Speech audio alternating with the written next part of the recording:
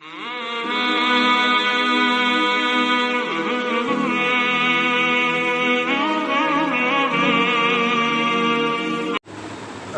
بالله من الشيطان الرجيم بسم الله الرحمن الرحيم وآتوا اليتامى أموالهم ولا تتبدلوا الخبيث بالطيب ولا تأكلوا أموالهم إلى أموالكم إنه كان حوبا كبيرا وإن خفتم ألا تقسطوا في اليتامى فانكحوا ما طاب لكم من النساء مثنى وثلاث ورباع فإن خفتم ألا تعدلوا فواحدة أو ما ملكت أيمانكم ذلك أدنى ألا تعولوا وآتوا اليتامى أوركي يتيمانانو تا أموالهم مالنا دديو ولا تتبدلوا الخبيث أو مبدلوي خرام مال لرا بالطيب فخمال سرا ولا تأكلوا أو مخري أموالهم مالنا ددي يتيمانانو إلى أموالكم دخل مالنا سرا إنه كان حوبا كبيرا بشك جدار لوي گناه وإن خفتم كچرت يريغي تاسو ألا تقسطوا چه تاسو نبا انصاف نکڑشی فالیتاما پبارد یتیمانانو جنکو کی فانکحونو پس نکا کوئی ما طاب لکم کمی چه خوخی بستاسو دپارا من النساء دخزن مثنى ودوا وثلاث دري ورباع سلور فإن خفتم پس کچرت تاسو یریگی ألا تعدلون چه انصاف بونکڑش استاسونا فواحدة نو پس یو نکا دخز سر کافدا او ما ملکت یا ورزی یا هغا چه مالکان لی ایمانکم خیلاسون استاسو ذلك دا ادنا امید دی طرفتا ألا تعولو چه کاغا بنشی یو طرفتا مخی آیاتونو که اللہ پاک چه د انسانانو د تخلیق چې الله پاک دا ټول انسانان د یو نفس نه پیدا کړی دي چې هغه حضرت آدم علیه السلام دی بیا د حضرت آدم علیه السلام نه د هغه بیبي حضرت حوا علیه السلام پیدا کړی و بیا الله پاک د دې دوانو نه د انسانانو سلسله چلولې ده ډېر شه انسانان الله پاک د دیونه پیدا کړی دي او په مخ د ځمکه کې خواره کړي بیا الله پاک ارشاد فرمایو چې تاسو د خپل ولی په باره کې د الله پاک نه ویریږئ ځکه د قیامت په ورځ به ردی تاسو نه ردی په خپل ولی په باره کې تپوس کیږي بیا الله پاک وایي چې زه په تاسو باندې نگهبان یم دې آیاتونو کې الله پاک د یتیمانانو په حق کې څه ارشاد فرمایي چې ای خلکو تاسو یتیمانانو ته ردیو مالونه ورکئ او تاسو د یتیمانانو مالونه چې دی یعنی تاسو د یتیم مال لاوالی او په هغه باندې کټه دا هغه باندې خراب سیس والی کوټه سیس پیوالی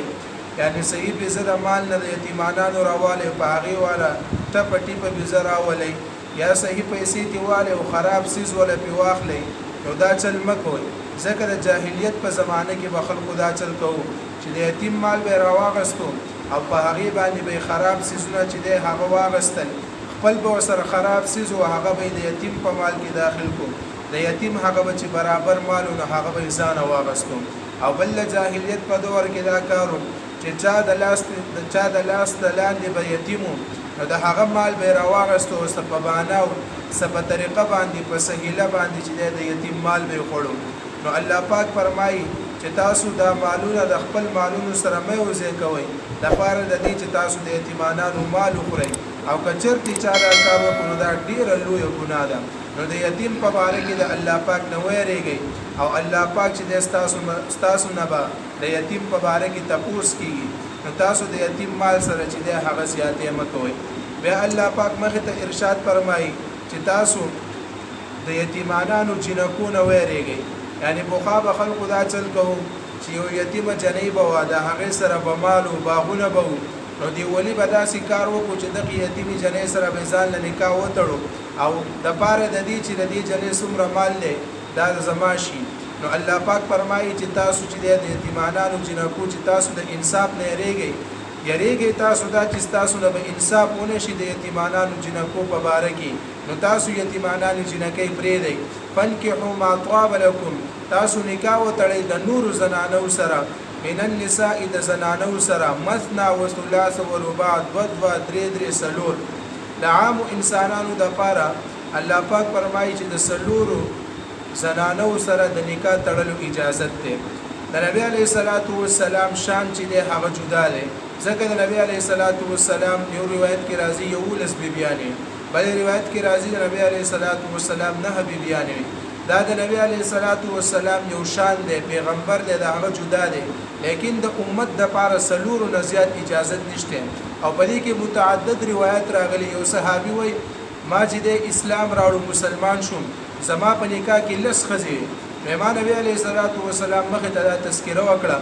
نبی علیه الصلاۃ والسلام ما ته فرمایل چې په دې لسو خزو کې سلور چې ستا خوخي وي هغه ځان د پاتې کا او باقایش پک چې دینو دی رخصت کړي له طلاق ورکا نو د انسانانو د پاره د سلورو زنانو نه سیوا چې د اجازت نشته ها البته یو انسان چې د هغه یریږي چې د انصاف ونه کی نو بیا د لپاره چې د یو کافی د بیا د اجازت نشته چې د 2 3 سلور وکي بیا د لپاره دا یو چې د کافی ده او یا چې د وینځي بردستر یو د وینځونه پیدا چې د هغه چوتې ځکه په کوم سړي چې 2 خزي وي یا 3 خزي یا سلور خزي او د دې زنانو په منځ کې انصاف نه کوي په قیامت په ورځ باندې د قبر نه داسې راپورته کیږي په میدان حشر کې چې دا یو سیټ برده کوبي پالش به وهاله وي یو سیټ ته به پوښ شوی وي لکه څنګه چې په دنیا کې د یوې زنانه چې پوښ شوی وي او بل زنانه چې د هغې سره ظلم کوي هغې ته خیال نه وي دغه شان د قیامت په ورځ به د چې د پالج وهونکي راپاسي یو سیټ چې د هغه برده پوښ شوی وي نو الله پاک فرمایي چې تاسو یریږئ چې تاسو به انصاف ونه کوي د 2 زنانو په منځ کې نو بیا تاسو د پاره چې دی نو تاسو بیا د یوې سره نکاح وکئ او یا د وینځو سره ځکه دا ډیره نږدې ده دې ته چې تاسو به یو سیټ کاږه شئ یعنی د یوې زنانه خیال به ساتئ بله به نه هېره شوي د یوې به ډېر چې دی حفاظت کوئ خیال به ساتئ او بله زنانه چې دی هغه به نه هېره شوي نو تاسو چې دی بیا به تاسو په وبال کې راشئ او د قیامت په ورځ به الله پاک ستاسو نه دې باره کې تپوس کېږي نو څوک چې دی دا طاقت نه لري چې سلور ښځې وکړي نو د هغه دپاره یو کافي ده او دی چې دی یریږي چې دی په هغې کې انصاف ونه کړي نو بیا د ده لپاره د یوې نه زیاتو اجازت نشته وآتوا اليتامى ورکئ یتیمانانو ته اموالهم مالونه لدي ولا تتبدلوا الخبيث او مبدلوي خراب مال لره بالطيب فخمال سرا ولا تأكلوا خورئ اموالكم مالونه لدي الى اموالكم دخل مالونه سرا انه كان حوبا كبيرا بشک دا چې دا ډېر لوی ګناه دی وان خفتم کچرتی یریږئ تاسو الله تقسطوا چې انصاف ونه کړئ چې ستاسو نه فی الیتامی د یتیمانانو جنکو په حق کې فانکحوا نکاح کوئ ما طاب لکم کوم چې خوښې وي ستاسو دپاره من النساء د نورو زنانونه مثنا 2 و ثلاث او 3 ورباع سلور فان خفتم پس کچرتی یریږئ تاسو الله تعدلوا چې انصاف ونه کړئ چې ستاسو نه فواحدة نو یو نکاح وکړئ او ما ملکت یا هغه وینځه ایمانکم چې ستاسو مال وي ذلک ادنا دا ډېر امید دی په دې کې الله تعولو چې تاسو په کاږه شئ یو طرف ته ربنا لا تؤاخذنا إن نسينا وأخطأنا ربنا ولا تحمل علينا إصرا كما حملته على الذين من قبلنا ربنا ولا تحملنا ما لا طاقة لنا به واعف عنا واغفر لنا وارحمنا أنت مولانا فانصرنا على القوم الكافرين